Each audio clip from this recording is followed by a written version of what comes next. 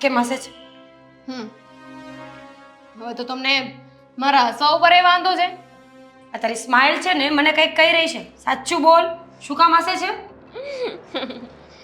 ભાભી, મારે છે ને તમને બે ત્રણ સવાલ પૂછવા હતા. કે તું સીઆઈડી ઓફિસર છે કે તું મને સવાલ પૂછીશ ને હું જવાબ આપીશ? દયા, વિચારી તો રહી છું કે હું સીઆઈડી જોઈન કરી લઉં.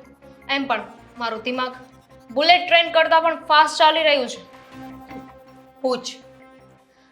ભાભી, આ 3000 રૂપિયાની ચોરી થઈ ગઈ છે. 3000 રૂપિયા. 3000. હજી જીરો. 3000 જ ને? 000. ખાલી ઝીરોની ગણતરી કરે છે. હા બોલ તો હવે. તો એમ કહું છું કે 3000 રૂપિયા નાની મોટી રકમ ના કહેવાય. 3000 રૂપિયા નાની રકમ ન કહેવાય. 3000 રૂપિયા કહેવાય. મને ખબર પડે છે. તો તમે છે ને શાંતિથી યાદ કરો, વિચારવાની કોશિશ કરો. હું છે ને તમને મદદ કરું છું. અહીંયા ઉતારો. તમે છે ને અમારા હાથને જોયા કરજો. હવે યાદ કરો. 3000 રૂપિયા તમને આપ્યા. કોન્સન્ટ્રેટ નહીં વીખવાનું. 3000 રૂપિયા આપ્યા પછી તમે પૈસા ક્યાં મૂક્યા હતા?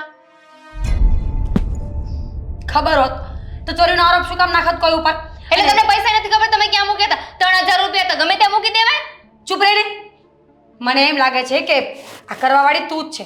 જે તું સવાલો કરે છે ને એ પ્રમાણે ચોર તું જ હોવી જોઈએ. હું કઈ રીતે? ચોરી મેં કરી હોય તો હું કેસ સોલ્વ કરવાની કોશિશ શું કામ કરું દયા?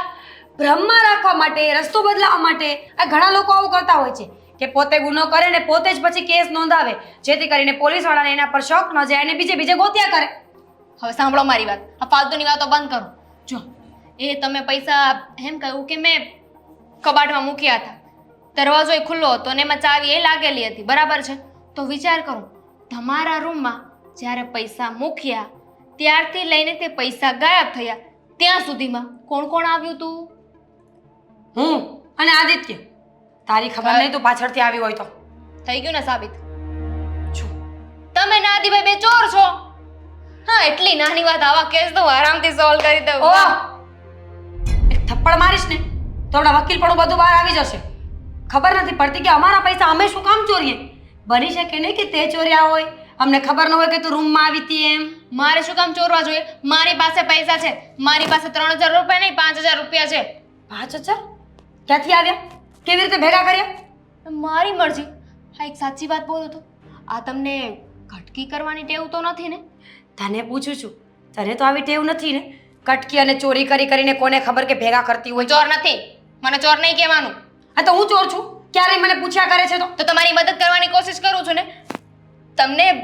તમને યાદ કરાવવાની કોશિશ કરું છું કે તમે યાદ કરો પૈસા ક્યાં ગયા, કોણે લીધા. હા, પેલા મને એમ કહો કે 500 ની નોટ હતી કે એક 2000 ની હતી ને બે 500 ની હતી?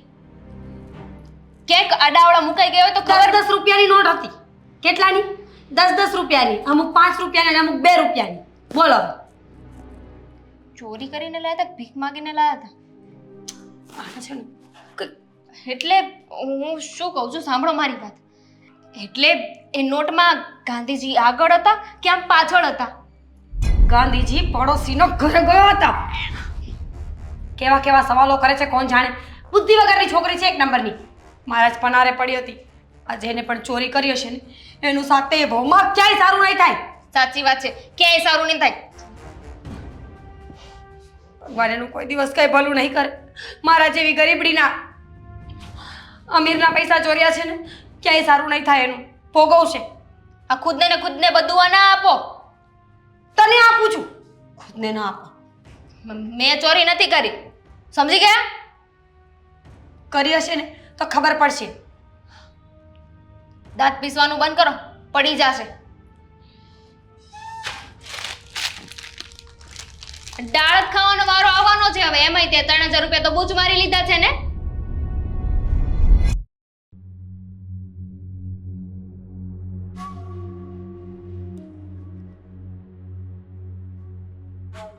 તો શું યાર તકલીફ છે જીવનમાં.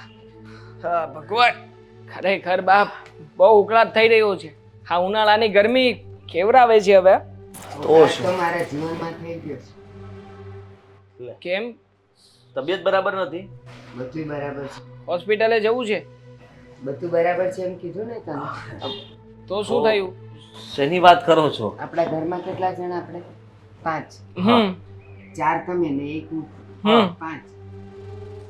બહારથી તો કોઈ આવતું નથી. ઘરના કામ કોઈ કરવા બહારથી આવતું નથી. મીરાના 3000 રૂપિયા ગયા. હમ તે જે બિલ ભરવા આપ્યા હતા. આ ગેસનો બાટલો મેં નોંધાવ્યો હતો એ આજકાલ આવશે એમ કરીને મારા પાકીટમાં મેં 1000 રૂપિયા રાખ્યા હતા. તો અત્યારે ખાલી હું જોવા ગઈ કે આજે કદાચ આવે તો ગેસ વાળો તો 1000 રૂપિયા નથી. એક મિનિટ, 1000 રૂપિયા નથી? તમારા પાકીટમાંથી 1000 રૂપિયા જાય ગયા? એ હા? નથી ખબર, મંદિરમાં મૂક્યું હતું પાકીટ. અત્યારે મેં જોયું તો નથી. એટલે આ શું માંડ્યું છે દેવાંગા?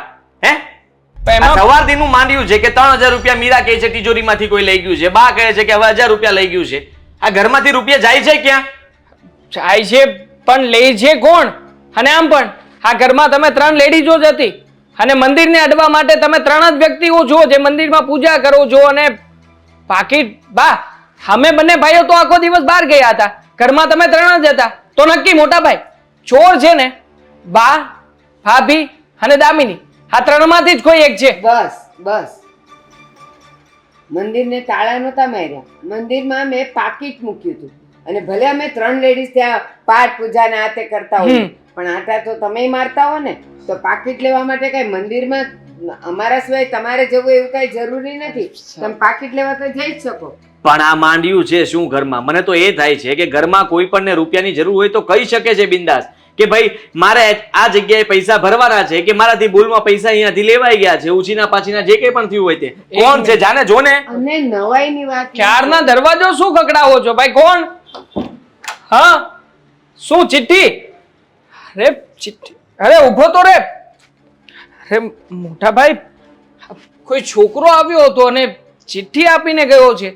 ચિઠ્ઠી? જુઓ છે ને જે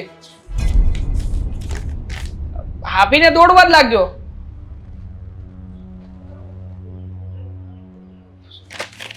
શું છે? ખાઈ નથી. બતાવો. ખાલી એમ જ છે.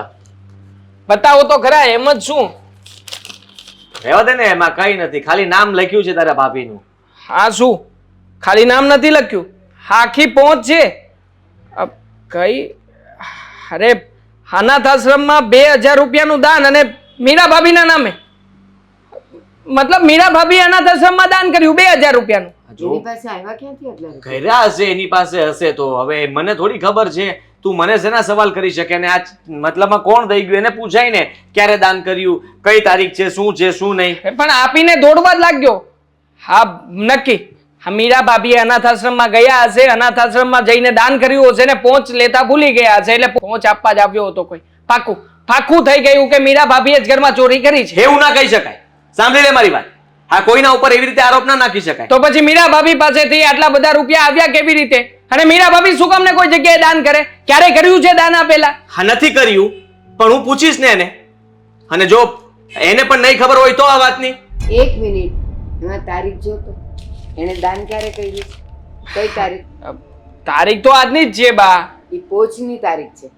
એને દાન ક્યારે કર્યું હશે એ તને ને મને ખબર છે. અને ચોરી તો આજે સવારે થઈ. તો કેવી રીતે આરોપ મુકાય? હા તો પછી એ જ તો સમજાવું છું આને. સમજતો નથી. કેવી રીતે આરોપ ના મુકાય? આમાં ક્યાં મારું નામ આવ્યું, ક્યાં તમારું નામ આવ્યું? મીરા ભાભીનું નામ આવ્યું છે એટલે મીરા ભાભીને બોલાવીને પૂછી લઈએ ને કે શું કામ આટલા બધા રૂપિયાનું દાન કર્યું છે. દેવાંગ જોયા વગર કોઈનું ન દેવાય. માની લે કે આમાં મારું નામ હોત. ગયા મહિને 2000 નું દાન મેં કર્યું હતું. મંદિરમાં ભંડારો હતો તો મેં કીધું એમને પ્રસાદ લેવા ન જવાય એટલે મેં 2000 ત્યાં આપ્યા હતા. અને માન કે એની રસીદ આજે આવી હોય તો એનો અર્થ એમ કે ચોરી મેં કરી છે. હા, સાચી વાત છે બાની. આવું થોડી બની શકે. એ લોકોથી ભૂલ થઈ શકે તો આપણે શું કરી શકીએ? બોલતું. હા, ઘરમાં છે ને હા કઈક વિચિત્ર ચાલી રહ્યું છે. કોના મગજમાં શું ચાલી રહ્યું છે સમજાતું નથી. પણ આપણે કોઈ ઉપર એવી રીતે આરોપ ના નાખી શકીએ જ્યાં સુધી એ પકડાય નહીં. હા હા, જ્યાં સુધી પકડાય નહીં ને ત્યાં સુધી ચોર જીવતો છે, યાદ રાખજો. મારી સામે શું કામ જુએ છે? હા હા, જ્યારથી મેં તને ક્રિકેટ મેચમાં એક સટ્ટો રમવાની વાત કરી ત્યારથી તું મારી સામે જોઈને વાત કરે છે. આ તમે એટલે છે ને તદ્દન ખોટી કહેવાય તારી વાત. દર વખતે ભાભીનો જ બચાવ કરો છો. આ સવારમાં પણ કર્યો હતો ને અત્યારે પણ કરો છો. આ દેખીતી રીતે શક જાય એવી વાત છે. ક્યાંથી એવું હોય? એમ તો મેં હમણાં કીધું કે મંદિરમાં મેં દાન કર્યું એને મારું આવે તો એને મારો જ પક્ષ લીધેલો. જોયા વગર ને જાણ્યા વગર આપણે કોઈના પર ન મૂકીએ. અને જાઓ હવે તમે તમારા કામે લાગો. પૈસા ગયા તો ગયા. હવે હું મારી રીતે જોઈ લઈશ. અનાથ આશ્રમમાં જઈને પૂછીશ, ગમે ત્યાંથી તપાસ કરીશ, જોજો. અને ચોરને પકડીને ના લાવું ને તો કહેજો. કાંઈ કામ ધંધો નથી. હવે ઈ ચોરને પકડવા માટે મંદિરે જશે, એટલે નહીં ખબર હોય ને એને ખબર પડશે કે આ લોકોના ઘરમાંથી ચોરી થાય. આપણે કોઈ દાન પુન કરતા નથી અને ખબર નહીં કેમ હાને શું સૂઝ્યું હશે કે દાન પુન કર્યું. એક મિનિટ, મીરા કહેતી હતી એના પપ્પાની પુણ્યતિથિ હતી ને, ક્યારની કહેતી હતી કે મારે મંદિરમાં દેવા છે. હું ના માનું.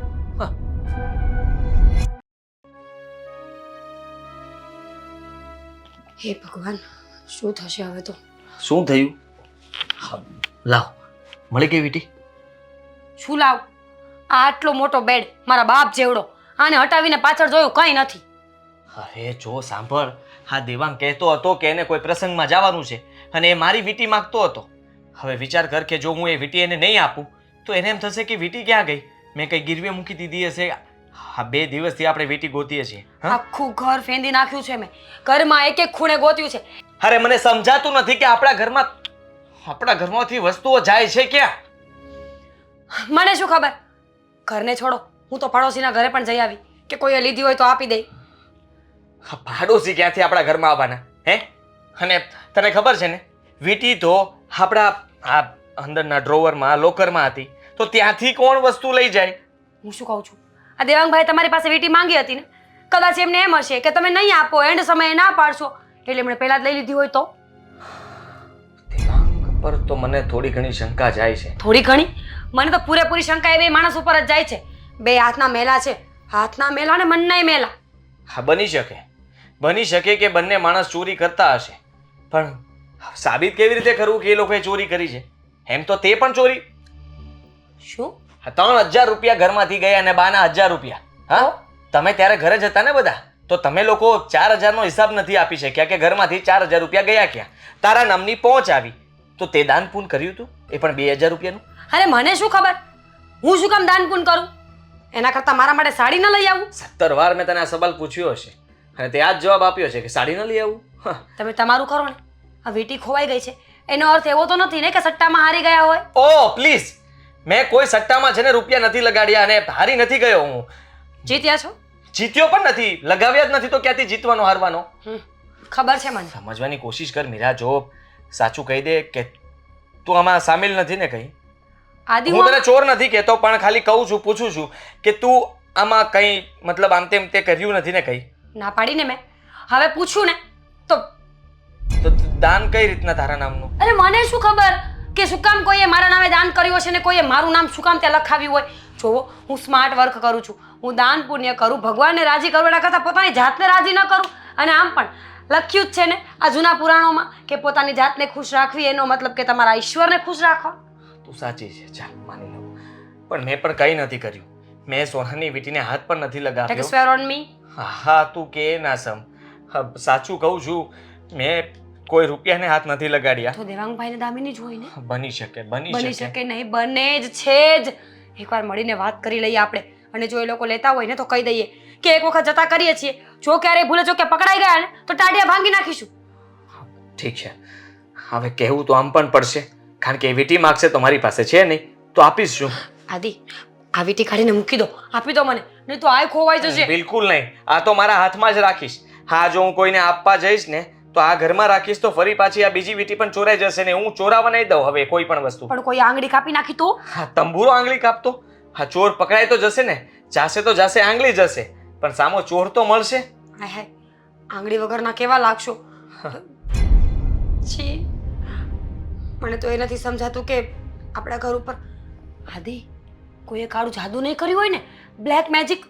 અમુક સમય એવું થાય કે કોઈ કાળું જાદુ કરે ને તો અમુક વસ્તુ આપણા ઘરમાંથી આપોઆપ ગાયબ થઈ જાય. બસ બસ, અરે વાત, હા બ્લેક મેજિક છે ને આપણા ઘરમાં જ સંતાયેલો છે, અને એ મળી જાય ને એટલે ખબર પડશે. એનો વારો એવો પાડીશ ને કે એકવાર એ એમ કહેશે કે હું આ ઘરમાં શું કામ આવ્યો હતો. દાંત પડી જશે. નહીં કરો. સાચું કે ને તે તારા પિયર સટ્ટો